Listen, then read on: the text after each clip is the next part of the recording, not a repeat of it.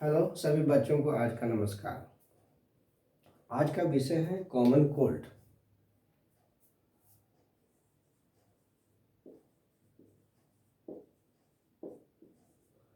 Common cold एक viral disease है। Viral disease common cold एक वायरल डिजीज है। ये जो डिजीज होता है जिसे हम काउज्ड किसके माध्यम से होता है? काउज्ड, याद रखिएगा, CAUSED। काउज्ड होता है एक ग्रुप ऑफ वायरस से होता है। काउज्ड जो होता है ए ग्रुप ऑफ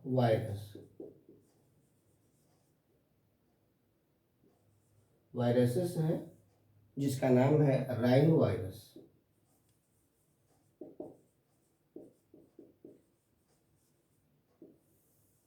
ये आपको याद रखने की चीज है। कॉमन कोल्ड एक वायरल डिजीज है जिसका रीजन है वो पैथोजेंस, वो वायरस होता है जिसका नाम है राइनो वायरस। और राइनो वायरस जो होता है वो एक वायरस नहीं है, एक ग्रुप ऑफ वायरस है। मतलब ढेर सारे वायरस का समूह होता है जिसको हम कहते हैं राइनो वायरस।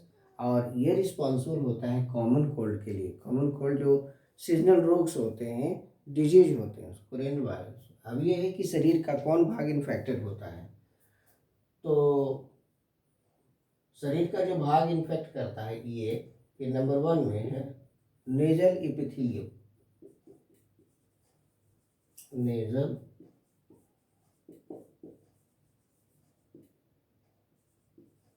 और दूसरा है रिस्पायरेटरी पैसेज। ऐसे दोनों एक ही हो जाता है।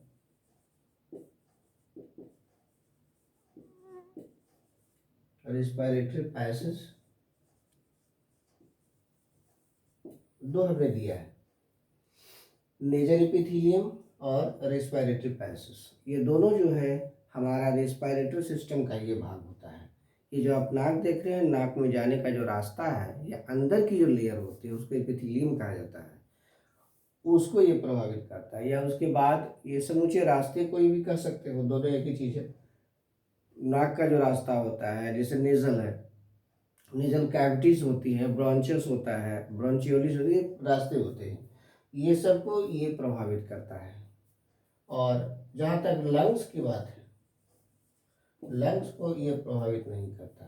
लंग्स से इसका कोई लेना देना नहीं है।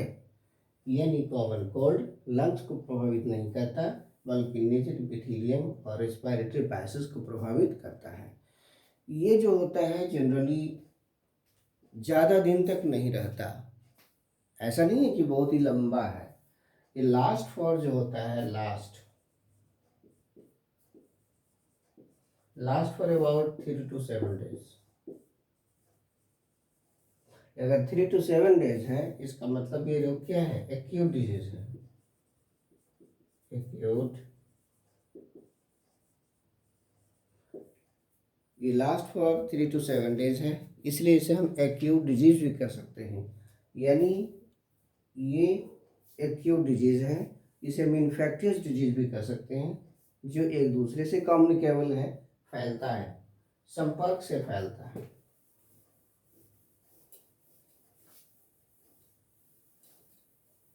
अब इसमें स्प्रेड कैसे होता है? SPR, spread.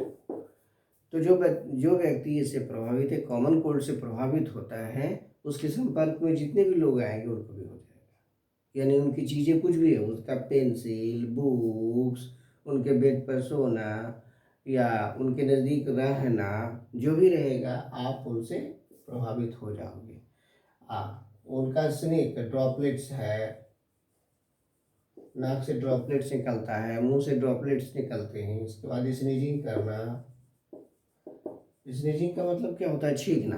जैसे वो छींकते हैं, खोंकते हैं, वैसी स्थिति में जो बगल में बैठा हुआ व्यक्ति है उनको भी हो जाएगा।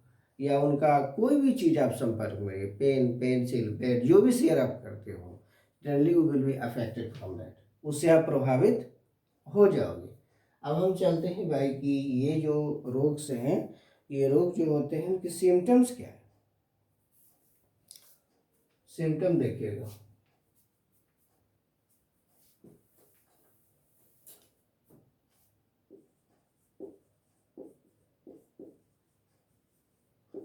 इसका सिम्टम है, कॉमन कोल्ड का सिम्टम क्या है?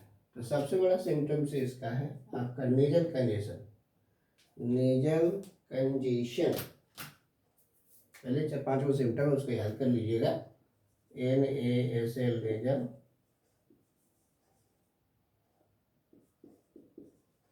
And discharge. नंबर 2 है, पहला तो हो गया नेजल कंजेशन हो गया, दूसरा सोर थ्रोट,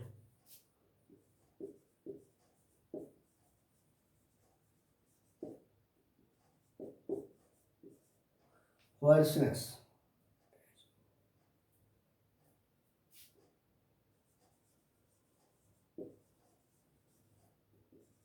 कफ, कफ हो गया,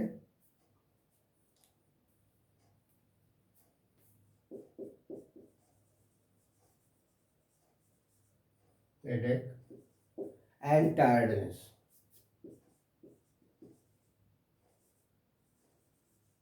देखिएगा इतना सिम्टम्स रहता है, आपको इतने सिम्टम्स रहेंगे।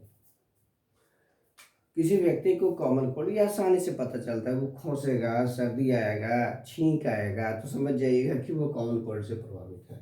इसमें सबसे इम्पोर्टेंट है nasal congestion and discharge. Nasal congestion से में क्या होगा, ये नाक बंद रहेगा या नाक से बहुत सारे चलेंगे, नाक चलेगा या नाक बंद रहेगा, ये इम्पोर्टेंट चीज़ है। सोर थ्रोट, सोर थ्रोट का मतलब होता है कि ये जो गला है वो सूज जाएगा। गला सूजने से क्या होता है कि आवाज़ें भारी हो जाती है, ये सिंपल भाषा में। तो इसको पॉइंट वाइज कर दिया है, आप इसको देख लेना है। होरेसनेस का मतलब होता है कि आवाज़ ठीक से नहीं निकलना, भारी आवाज़, गला में दर्द होगा, भारी आवाज़ होगा, कफ रहेगा और माथा में दर्द रहेगा और थकावट बहुत रहेगा। तो these are the important symptoms of the common cold. वैसे याद रखिएगा कि जो कॉमन कोल्ड होता है वो सीजनल रोग्स होते हैं, एक्यूट होते हैं। ये कोई बहुत बड़ी क्रोनिक डिजीज नहीं होती है जिससे आप प्रभावित हो। मौसम के जो उतार चढ़ाव होते रहते हैं उससे ये लोग प्रभावित रहते हैं। तो इस तरह से आज हमने कॉमन कोल्ड, तो कॉमन कोल्ड में सबसे इम्पोर्टेंट चीज़ याद रखिए कि for the examination point of view से वो वायरस का नाम याद रखिए। ये जनरली है चलता फिरता रोग होता है, यानी राइनो वायरस। तो राइनो वायरस क्या है, तो एक ग्रुप ऑफ वायरस होता है। तो ये याद रखिएगा कि राइनो वायरस से कॉमन कोल्ड होता है, राइनो वायरस है तो ग्रुप ऑफ वायरस है। इसका सिम्टम्स क्या है, तो नेजल कंजेशन एंड डिस्चार्ज है, सोर थ्रोट है, हॉर्सनेस है, कफ्स है, ये सब चीज़ जो इम्पोर्टेंट आपके लक्षण से होते हैं। ये ज़्यादा दिन तक नहीं रहता है, एक्यूट है, 3 to 7 डेज तक है। जहाँ तक कंटेमिनेशन का प्रश्न है तो इन्फेक्टियस है, कम्युनिकेबल है। जो व्यक्ति से प्रभावित है अगर उसके बगल में आप रहिएगा, उसकी कोई भी चीज़ शेयर करिएगा तो you will be affected from this. तो ठीक है, तो इसमें हमने आपके लिए एक सिंपल सिंप्लीफाइड, हमने जो भी वीडियो बनाया है वो सब के सब वीडियो एकदम लगता है ना कि जैसे कुछ है ही नहीं। आप एक बार देखिए तो याद हो जाएगा, एकदम पूरी तरह से सजा हुआ सिस्टम में आपका वीडियो बनाया हुआ। आपको किताब पढ़ने की कोई ज़रूरत नहीं है, ना कहीं जाने की ज़रूरत है। आप पढ़िए, एग्ज़ाम दीजिए और कंप्लीट करिए। Thank you.